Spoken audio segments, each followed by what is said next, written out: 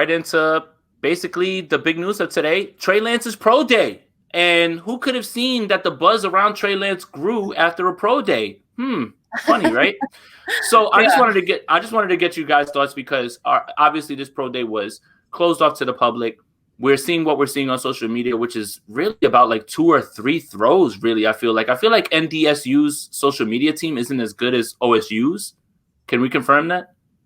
Yeah, they weren't posting as much as OSU, definitely. But is that because there wasn't as much to show, or were they just slacking on the job? I don't know. That's something that we'll have to look into. That's what we're here to talk about. So, Steph, real quick, what did you think about Trey Lance's Pro Day and what you could see from the timeline? Yeah, I think from the fans' perspective, it was just hard to get a feel for what actually happened. Like you said, we really only saw a few throws, and it's funny because they posted a couple videos of the same throw, and I'm like, okay, we already saw this. It was just like a different angle, and also like just the angles of the videos themselves, like it was following the ball, and I can't see like if he's leading the receiver or if the receiver had to like wait for the ball that way. So I don't know. It didn't really do it justice, I don't think. But I mean, we also weren't there, so the people who mattered were there. So, yep, Angie. Pretty much the same. It was hard to kind of tell what was going on, but I know the throws going around Twitter are some pretty big yardage throws. But I mean, once again, it's a pro day, and I would say the same about Justin Fields. It's not a game. They do show us a little bit, but it's not showing us the entire athlete. So obviously, you know, the top 4 quarterbacks in the draft to me are Lawrence, Wilson, Lance, and Fields. So if we get any of those 4, I'm going to be happy. And I was happy with what he did today, but it's still Fields for me at the end of the day, if we're basing it off pro days. Absolutely. I mean, we'll get to that portion of it, but I think it's important to keep in the context that pro days aren't designed to help you. They can only hurt you. And I heard that from Marco Martinez, actually, so I'm not going to pretend like that's something that I came up with. But it's absolutely true. Honestly, pro day shouldn't swing you from your evaluation, what's on tape, what you've seen should be that. And this should be just confirmation or to either show you something that you're afraid of, right? So the one thing that I want to dispel real quick is that, you know, someone tried to make it seem like Coach was wearing a Puma sweater.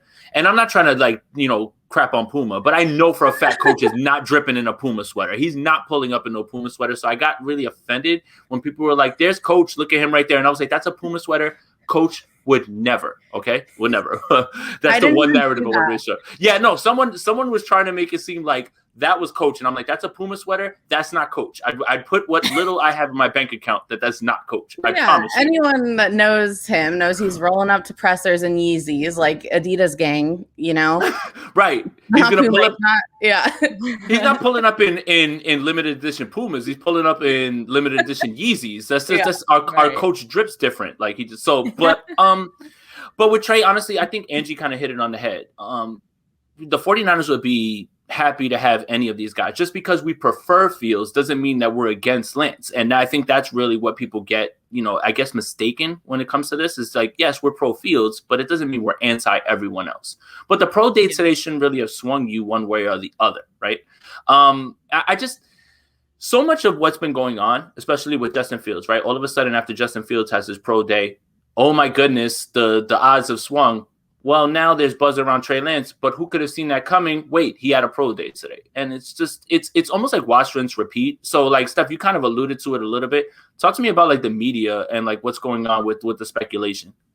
I mean, people just got to remember they're doing their jobs. Like they have a tough job of having to make the draft and the first few picks sound super interesting for months.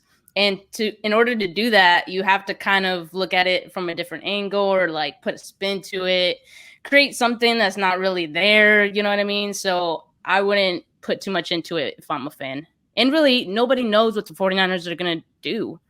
Just remember that, you know? Yeah. Well, 49ers don't leak.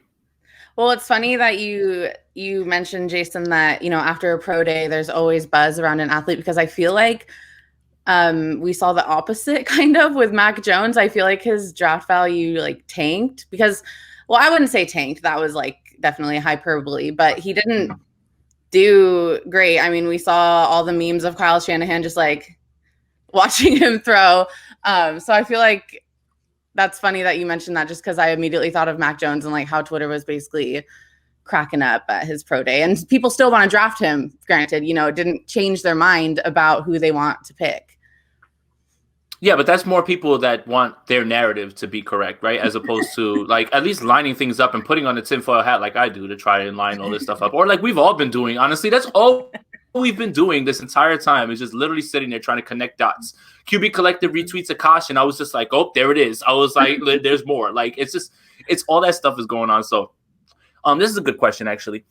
Callie asks, what did you think of Michael Lombardi's comments? Dude is arrogant. I'm not going to say the word. It's a family show. But yeah, I mean, honestly, I think that's what I took away from that is almost, oh, well, who are your sources? You don't know. I know.